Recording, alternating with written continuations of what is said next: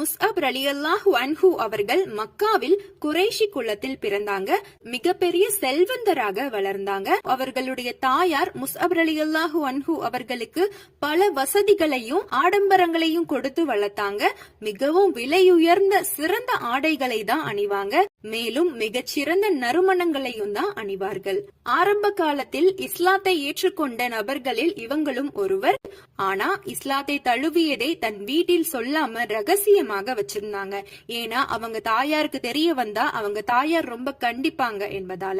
பின்பு அவங்க தாயாருக்கு தெரிய வந்ததும் முஸ்அப் ரலியல்லாஹு அன்ஹு அவர்களை தன் வீட்டில் சிறையில் அடைப்பது போல அவங்க தாயார் அடைத்து வைத்திருந்தார்கள். ஒரு வழியாக அவங்க தாயிடம் இருந்து தப்பித்து அபிசீனியாவிற்கு சென்றார்கள். ஆடம்பரங்களையும் வசதிகளையும் விட்டு வெளியேறினார்கள். ஒரு நாள் சாப்பிட்டு மற்றொரு நாள் பசியுடன் இருக்கும் நிலைமைக்கு தள்ளப்பட்டார்கள்.